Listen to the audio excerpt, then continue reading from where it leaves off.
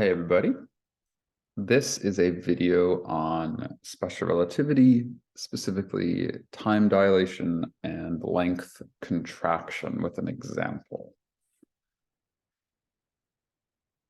Are you ready for a little craziness? The key here is to notice what each variable means. And I apologize that I'm sticking with a convention that makes sense, but is ripe for confusion. So just take it literally and you'll be fine. If you need to overthink it, it makes sense, but you have to go deep in, and I'm happy to make that make sense. But at minimum, just take it literally and you'll be okay. So the first is time dilation. I'm not going to prove it. I'm just going to write the formula here to save time. That t prime is t over the square root of 1 minus v squared over c squared, but I think it's better to write it in terms of gamma, where we define gamma as this, because gamma is everywhere in special relativity. It is what converts everything. And you guys are plotting gamma for homework, of course, but this video is to help you with the numerical examples. So time dilation says, okay, gamma is always greater than or equal to 1, so therefore t prime will always be greater than t. Remember, t prime is the stationary observer, and t is the moving observer. I notice sometimes we're actually solving for t instead of t prime. So you can easily write t is t prime over gamma, but do you see what I'm kind of getting at? Like, just keep these organized, which means which, and you'll be just fine. If you slowly go through and say, okay, this is this, and you actually solve for it, you're fine. So step one is always solve for gamma. And then step two, solve for whatever you need to solve for, or something else, right? That's it. Gamma is always step one. I mean, unless we're doing some question where I give you gamma and you have to solve for something else, right? The point is gamma relates the times. So for instance, if gamma equals 4, what does that mean? That corresponds to some velocity, which we can figure out. And it means that the time experienced in the moving object's reference frame, so time is dilated by a fourth. So it literally ages a fourth time if you're going at that speed. Now, gamma equals 4, as you might imagine, is going to be a large speed. And if we solve for velocity, I'll show you, you can easily solve for velocity. If gamma equals this, I'll say solve for velocity. By the way, it's easy to set c equal to 1. And in fact, maybe we should do this. If c is equal to 1, then what you get is that you just have gamma equal 1 over 1, square root of 1 minus v squared, full stop. So that v is in terms of c. And your velocity will just be a fraction of the speed of light. That is the best way to go here. And so if you do that, what you're going to get is that v, I believe, so let's solve for it, is going to be, you get gamma squared. So you get 1 over gamma squared, and you get 1 minus that square root. So you're going to get v is the square root of 1 over 1/16, which is the square root of 15 over 16.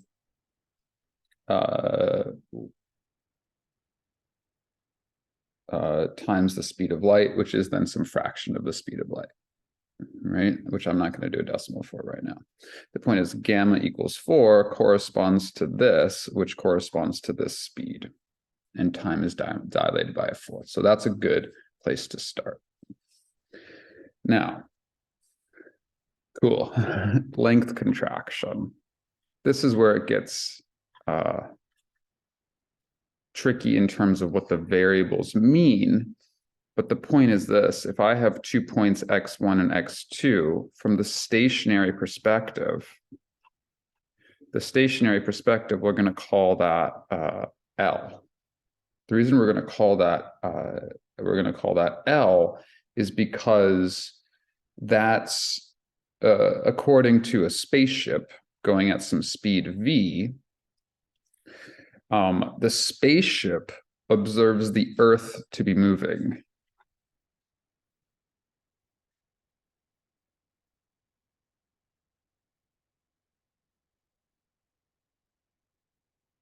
So now what we have is the moving reference frame is Earth according to the spaceship. So in the Earth's reference frame, as opposed to the spaceship reference frame, the spaceship reference frame is going to see the Earth move toward it at speed v.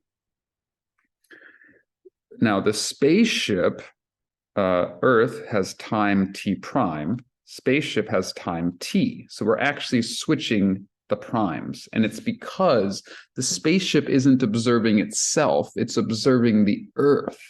And here, and what becomes moving and what becomes stationary switches also. This is now the overthinking it. So what we get is that L equals v times t prime.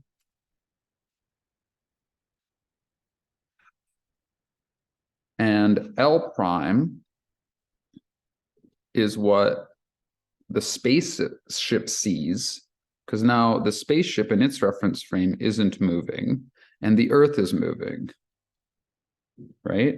So the spaceship experiences a shorter time, correct? T is less than t prime, therefore, right? Therefore, L prime is less than L. So L prime equals v times t prime.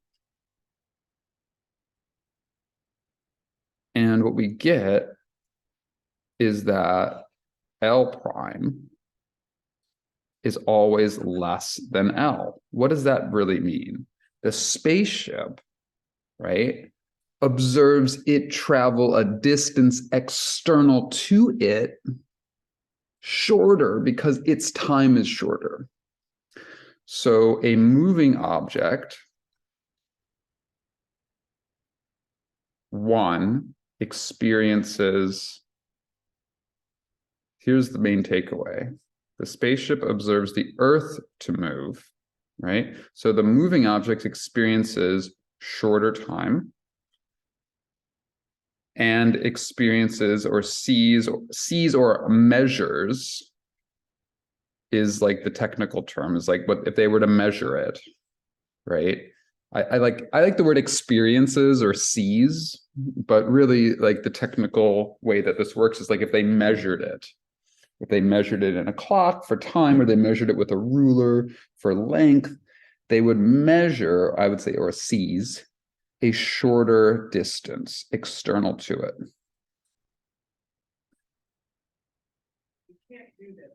Shorter distance.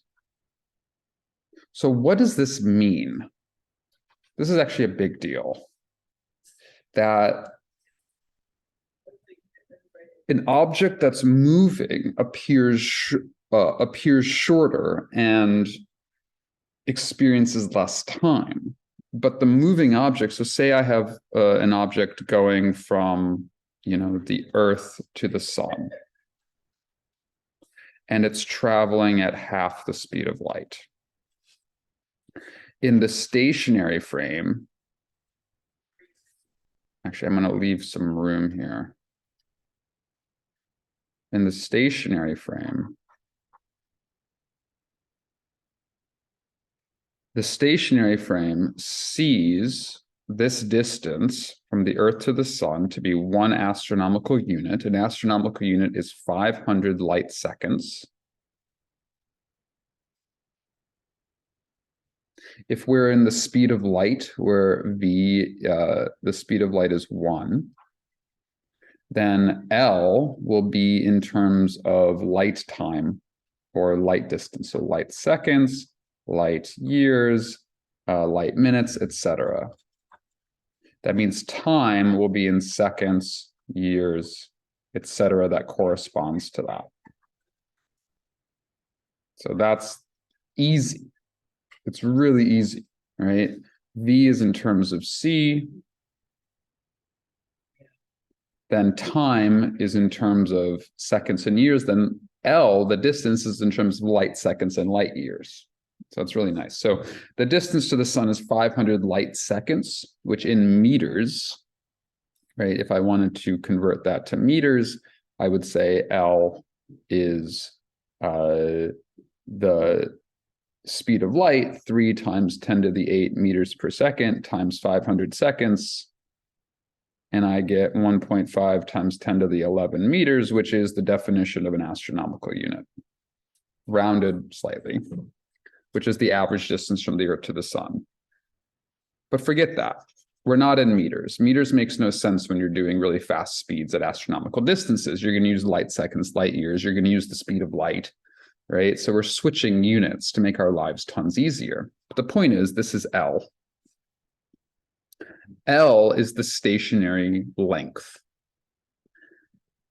T prime is the time that it experiences. Forget why that's confusing. Just treat it as it is. Or overthink it, and you'll see that it actually makes sense, and I can help that. You'll be like, oh, okay, I get it. And it actually is important. If you go deep into relativity, it's really important that you don't do it any other way. It actually really matters. There's like core definitions at play, but at surface value, you can just take it and say, okay, I'm just going to roll with it. So what is the time? T prime is just going to be 500 light seconds over the velocity 0.5. So what do I get? 1,000 seconds. What does this mean? A stationary observer observes this spaceship going at this speed. So this was given. This was given. And this was given. And this was calculated. So this was the question, right? So a stationary observer observes the spaceship to take this amount of time. And the stationary observer observes the distance to be this distance. Cool.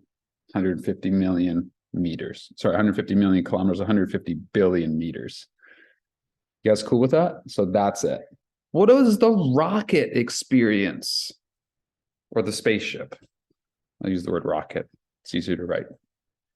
The point is, the rocket, by moving, it sees space move, which means it sees the distance shorten. It sees length contraction. So by moving, space itself appears to shorten. Only in the direction of motion. By the way, it only happens in the direction of motion. So everything else looks the same. But if you move, space actually comes to you. And I'm not talking about like the relativity thing of like, oh, it's moving towards you. Yes, but it actually looks shorter and is moving towards you. So if the spaceship is moving, it sees the sun moving toward it at speed v. So if you're going at half the speed of light toward the sun appears to come at half the speed of light toward you. And the length appears shorter. Equals v times t. The reason it appears shorter is because t is less. If the time is less and the velocity is the same, the distance you're going to see is less. Distance is velocity times time. This is the trippy part. If this is smaller, then this is smaller. That's the cause and effect. What? If you're moving, space itself contracts.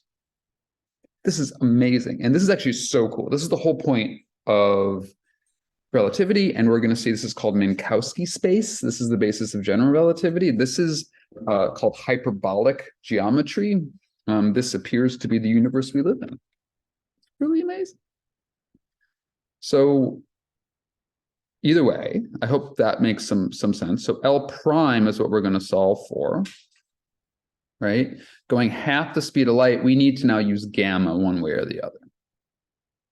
Because what we get, and I should have written this over here, is, well, if this is the case, sorry.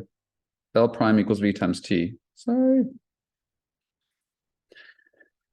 Since T prime is gamma times T, then L is gamma times L prime, right? Or, which I think is better, if you're solving for what the moving spaceship experiences, right? The moving spaceship experiences T equals T prime over gamma, or L prime equals L over gamma, which is always shorter, right? Because gamma is always bigger than 1. So these will all, T and L prime will always be shorter length and shorter distance, right? So these are both going to be shorter than these two by gamma. In other words, L prime is going to be 500 over gamma, and T is going to be 1,000 seconds over gamma. You guys kind of get it? That's it. So both of these are just going to be shortened by gamma. So what's gamma? Well, gamma is 1 over the square root of 1 minus 0.5 squared, because we're in the speed of light. So 0.5 squared is 0.25. So this is 1 over the square root of 0.75, which I have right here is 1.1547. Notice how we're at half the speed of light. And gamma is still only slightly bigger than 1. Special relativity really doesn't make any effect until you're going a good fraction of the speed of light. Here, definitely measurable, but we're not at any significant value of gamma yet. Measurable, but not huge. So 500 divided by 1.1547 will be 433 light seconds in distance, and we could convert that to meters if we wanted to. And 1,000 divided by gamma gives me 866 seconds. You might notice that if I did L prime equals V times T, I could get that T is going to be the distance, 433 light seconds divided by 0.5. That corresponds clearly, if I'm going at half the speed of light, and I'm only traveling 433 light seconds, it's going to take me 866 seconds to get there. I've shortened the distance at the same speed, right? So this is still going to be L equals VT. So you can tackle it from any angle and you'll get that. This spaceship will only age 866 seconds, whereas those on Earth or those in the stationary reference frame will age 1,000 seconds, which is a little over 16 minutes. This will be a little bit less, and the distance will be shortened. That's how you do it. One more question, just because I did do one more example. Say I'm given a distance between two stars to be L equals 2 light years. L is stationary reference frame, right? And I want to travel at a certain speed such that the time experienced in the spaceship is 2 years itself. You might say, well, wouldn't that be at the speed of light? Well, no, because remember, the faster you travel, the shorter the time gets. Sorry, the shorter the distance gets. So traveling at the speed of light will take 2 years from the stationary reference frame, yes, but not from the spaceship's reference frame. Because the faster it travels, if I travel at the speed of light, it actually experiences no distance and no time, which we're going to go over in class. So for the spaceship to travel 2 years, it's a little different. So remember, the stationary equation is this. L equals V times T prime, and the moving or rocket spaceship is L prime equals V times T. That's all you got to remember. If you remember this and you just take it at face value, that's great. If you want to think deeper into it, I'm happy to make it make more sense. It does make sense. I promise you. It's not just weird. It makes sense. Well, it is weird. It's not random. It actually is grounded. It works. So what do I do? Well, I'm going to use the equation L prime equals V times T for this. That's what we're going to want to use. So L prime, right, equals V times T. Actually, wait, sorry. I had that backwards. We're going to use the stationary equation, L equals V times T prime. The reason we're going to use that is because T prime equals T times gamma. And T is 2 years. We're going to plug that into there, and then we're going to plug that into there because we know L. So that's why we're going to want to use that. So if you're going to get a question like this, which I'm going to give you in homework, but it's still a fun thought experiment, you're going to want to use this method that I showed you, that I'm showing you right now. Sorry, I started on the wrong foot. It shows that this can be a little confusing, but you're going to want to do this. So L is 2 light years equals velocity times T prime. T prime is T times gamma. So 2 equals velocity times 2 times gamma. Gamma, of course, is 1 over the square root of 1 minus v squared. C is just going to be 1 because we're going to do velocity in terms of the speed of light. The 2's cancel, and I get, I'm just going to put the algebra up here, 1 equals velocity over the square root of 1 minus v squared. Now it's just an algebra question. I can put that over and square it. So I get 1 minus v squared equals v squared. I just squared both sides, and I move that over there. So I get 1 equals 2v squared. V squared equals a half.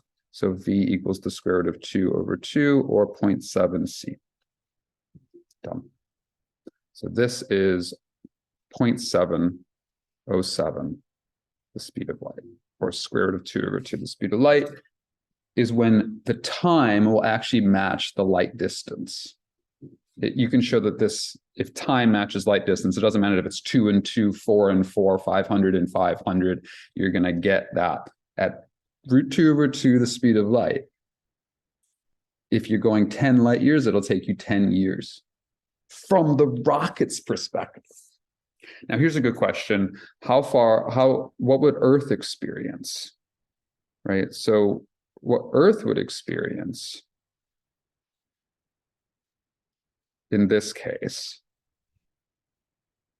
so Earth, right, would experience L, right, equals V times T prime, where L is 2 light years, V is root 2 over 2, or 0.707 times T prime, right? And we get that T prime then is 2.828 years. So while the spaceship experiences 2 years, people from Earth would watch this spaceship go to this distant star or this location, and it would take 2.828 years from Earth's perspective. That's the point. If you just do distance is velocity times time, from Earth's perspective, it takes longer, but in the spaceship, they see a shorter distance, and therefore they see a shorter time. So from the spaceship's perspective, L prime is going to be 0.707 times 2 years, or 1.4 light years. They don't see the distance as 2 light years. They see the distance as 1.4 light years. They see the distance as shorter, which is why it takes them a shorter amount of time. Boom. That's it. Your mind's probably like, what? All right. If you slowly go through that, I showed you how to do these questions. At minimum, please know how to use the equations. Clearly, we're in a physics class. That's the point. Bonus, although I'm asking you to conceptually understand it, please go back through this. That's it, friends. We're in a beautiful universe. I hope that made more than 0 sense. Have a beautiful day, guys.